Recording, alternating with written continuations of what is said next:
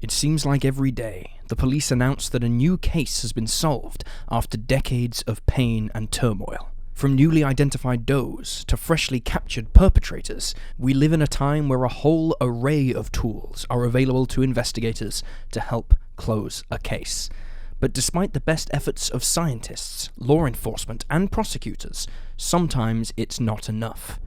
Join us for today's episode as we examine 3 cold cases still unsolved in 2024.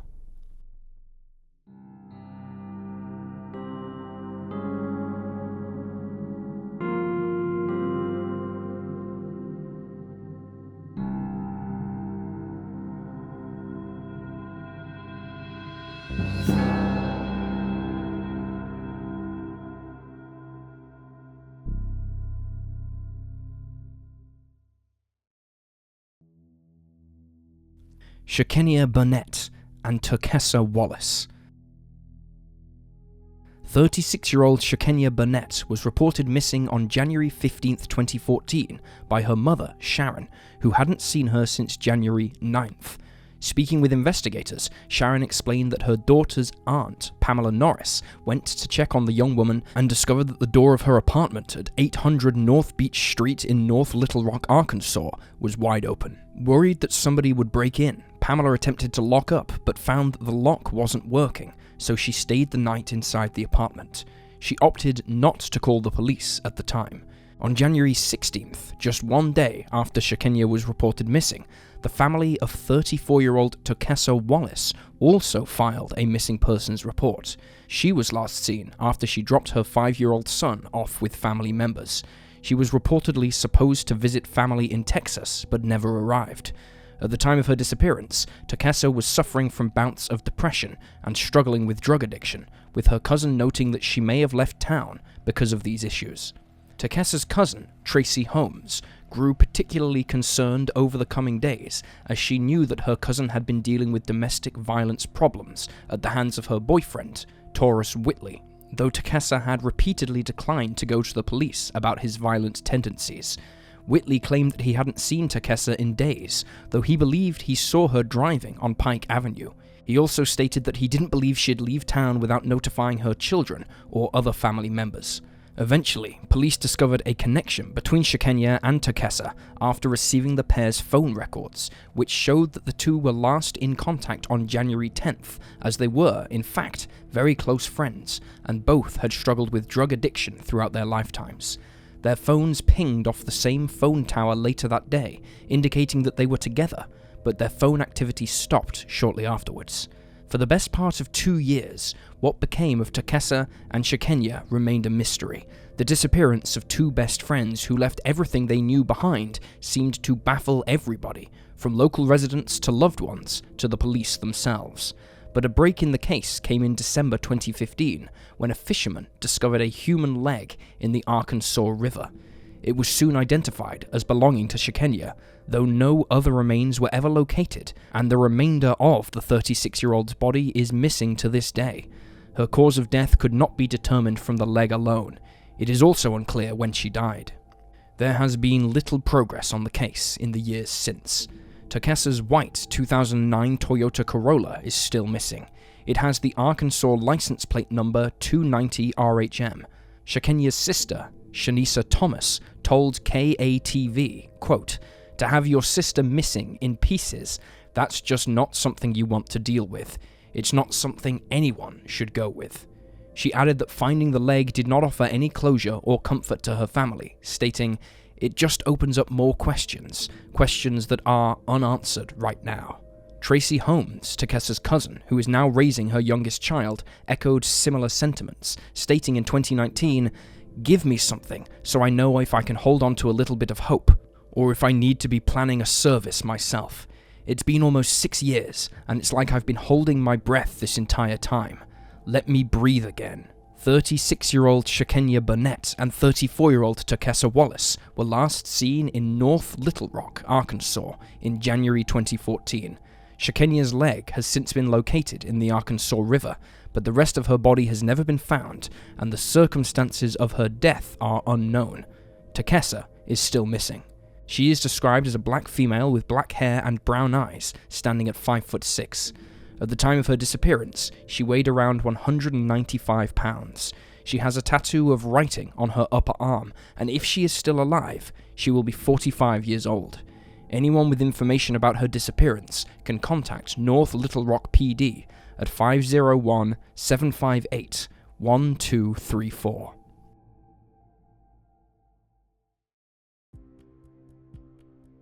Tamra Keepness. Born in September of 1998, Tamra Keepness was referred to by her mother as her little Einstein, describing the young girl as brave and just loving. Tamra had a twin sister named Tanis and 5 other siblings, 2 older, 3 younger. She, her siblings, and her mother are all from the White Bear First Nation in Saskatchewan, Canada, and were living in Regina, Saskatchewan in 2004 when Tamra went missing. Tamra was last seen on July 5, 2004, though according to the Regina Leader-Post, the circumstances surrounding the young girl's disappearance are incredibly murky. According to the paper, Lorena, Tamra's mother, woke on the morning of July 6th to find that her daughter was gone. Many of the adults within the home struggled to remember what had happened the night before, as they had been drinking. Reportedly, Lorena and her partner, Tamra's stepfather, Dean MacArthur, had gotten into a disagreement on the evening of July 5th. As a result, Dean walked out of the house while Lorena went to see a friend. However, this is where the timeline of events begins to get blurry. According to the Leader-Post, though the couple left, the children were not alone. Their mutual friend, Russell Sheepskin, who stayed with the family, kept an eye on the children for most of the night until he passed out. But several articles by CBC note that Russell actually left the house with Dean, leaving Summer, the oldest child in the house at 10 years old, in charge, after all 3 adults had left. According to the Leader-Post, Russell surfaced at around 3 a.m. after passing out and went to have a cigarette outside, where he was met with Dean, who began attacking him. Russell checked on the children afterwards, noting that Tamra was sleeping on the sofa. He then took himself off to the hospital to get his injuries treated. Dean would later be charged with assault on Russell and claimed that the fight began because Russell threw a marijuana joint at him. The CBC, however, notes that Russell returned home to make something to eat at around midnight. He checked on the children, who were asleep in the living room, and then a few hours later, at around 3 a.m., the altercation with Dean happened. Russell then went to the hospital while Dean went to his aunt's house.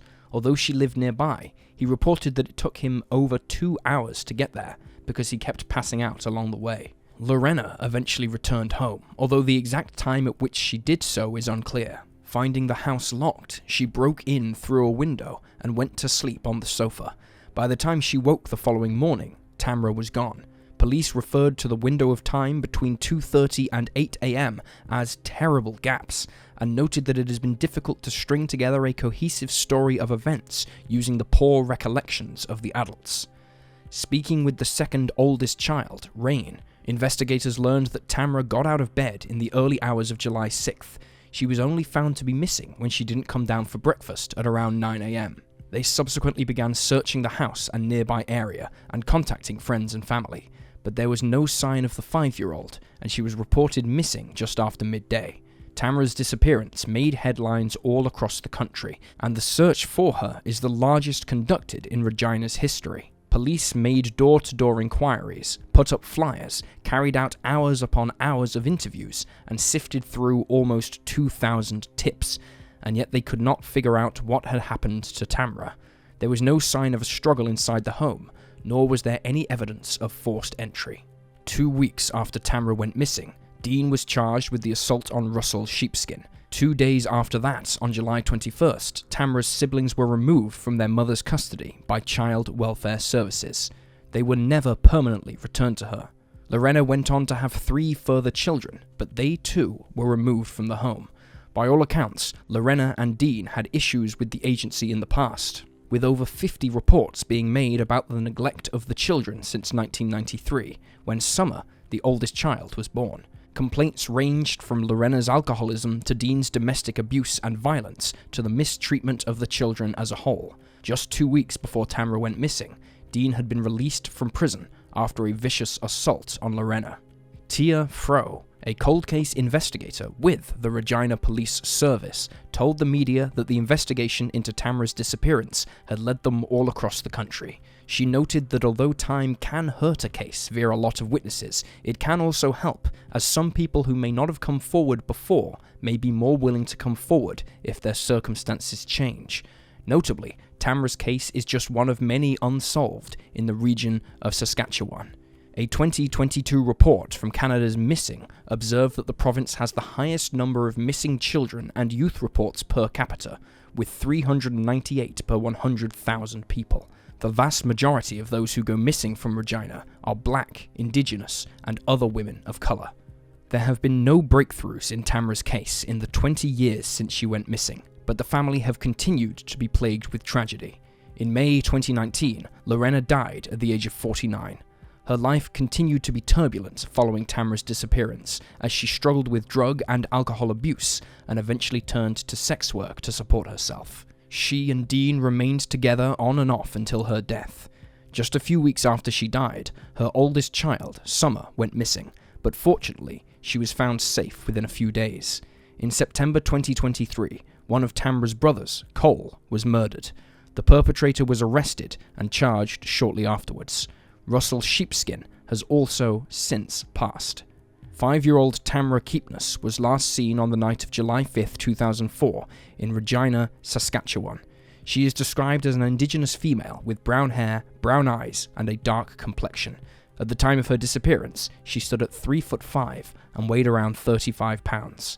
A $50,000 reward is available for anyone with information leading to Tamra's whereabouts, or a conviction in the case.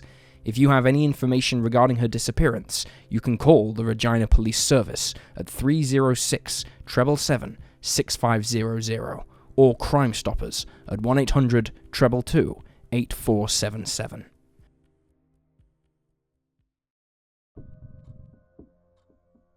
Betty Shanks. In 1952, 22-year-old Betty Shanks was working as a public servant for the Commonwealth's Department of Interior and lived with her parents in Brisbane, Queensland, Australia. On the night of September 19th, she attended a class at State Commercial High School and was driven by her lecturer to a tram stop in the area of Windsor, where she boarded a tram to Grange, the suburb where she lived. Betty was last seen disembarking from the tram at around 9:30 p.m. at the last stop in Grange, where the line terminated. She was just 400 meters from her front door, but Betty never made it home. She was reported missing by her parents at 1:30 a.m. Late that night, an off-duty police officer heard 2 piercing screams. He and many of the residents in Grange simply shrugged it off, however, believing it was likely the result of teenagers fooling around.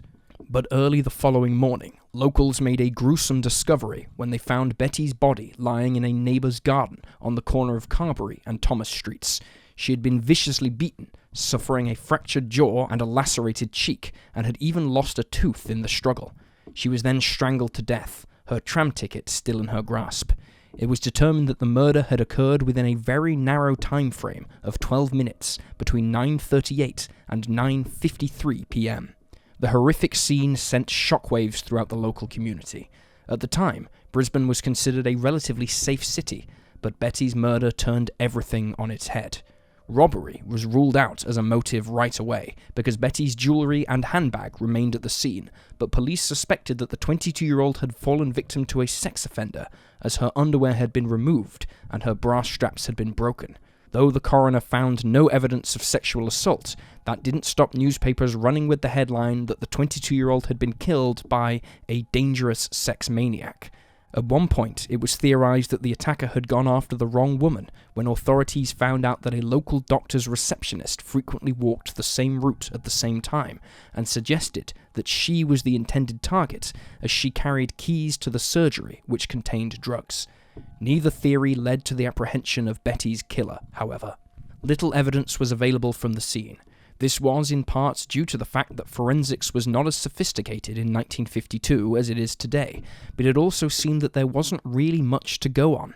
Investigators found bloody handprints on the top of the fence where Betty was thrown into the garden, but no usable prints were pulled from them, and all detectives could take away from this evidence was that the attacker was someone big with large hands. Dark smudges had also been left on Betty's body from the perpetrator's boot polish, but this was never traced either. Perhaps the most notable clue in the case was the odd but unique dotted imprint left on her forehead. A former journalist named Ken Blanche, who was one of the first reporters on the scene back in 1952, stated that the pattern looked like it had been caused by a military canvas gaiter, the kind of garment worn over the lower leg and strapped beneath the shoe. This led to the theory that Betty's attacker was a member of the military. Another strange piece of the puzzle appeared during the inquest in February of 1953, when Betty's supervisor, John Ducey, explained that she had received a mysterious phone call from an unknown man 2 days before her death. The phone call reportedly left her shaken and upset, with John adding, "She was not her normal self after she received that call." Witnesses also told investigators that on the night of the murder, a tall man in a brown suit was seen restlessly pacing around the Grange tram terminus, where Betty got off the tram. He was described as being 6 foot tall, with a round face and a good head of hair. He was also well dressed with no hat. Similarly, a taxi driver reported that around 47 minutes after Betty's watch stopped, he picked up a man with blood on his face and clothes less than 2 miles from the crime scene. Investigators believed that this was the man in the brown suit, and though he was labeled a suspect, he was never identified. However, it has been suggested by at least one writer, Ted Durst, who penned the book I Know Who Killed Betty Shanks in 2014, that the man in the brown suit was Eric Sterry, a local locksmith and former soldier. Sterry's daughter told the police twice that her father killed Betty for rejecting his advances. He had reportedly become infatuated with the 22-year-old after he'd changed the locks on her parents' house.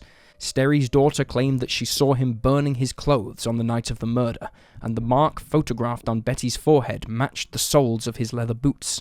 Notably, Sterry was known for his violent behavior. He had also been diagnosed by 2 psychiatrists as a potential psychotic with anxiety hysteria. He was also found to have kept a photo of Betty inside a family album for almost 50 years until his death in 1997. Written on the back were the words, Betty Thompson Shanks, murdered 1952. In 2007, the Courier-Mail reported that the police were investigating a 72-year-old man in connection with the case.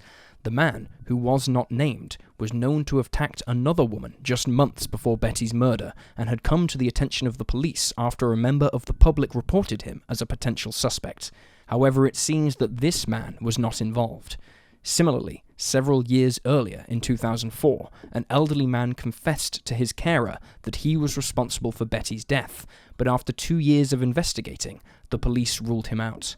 Over the years, detectives have received numerous confessions, but all have proven to be false. Detectives do not believe that a jilted lover was responsible for the crime, as Betty was single when she was murdered and did not appear to have any ex-boyfriends. Some investigators believe her murder was nothing more than a crime of opportunity, noting that her lecturer often drove Betty right to the door of her home, so nobody could have known that she'd be getting the tram that evening. Betty's loved ones were devastated by her death. They described her as a happy, generous woman who loved her job and visiting the cinema.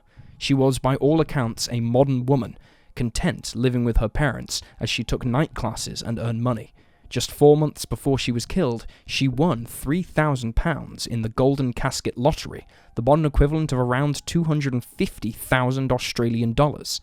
Her huge win saw her name printed in the paper, and, with the new flux of money, she treated her parents by paying off their mortgage and buying new furniture. Betty's murder is still unsolved, and a reward of $50,000 remains for information leading to the arrest and conviction of the person or persons responsible for the crime. If you have any information about Betty's murder, you can call Crime Stoppers at 1-800-333-000. And there you have the facts. Please leave a comment down below with your own theories and speculations, and remember to like this video and subscribe to support the channel. Thank you for watching. Stay alert, stay safe, and I'll see you next time.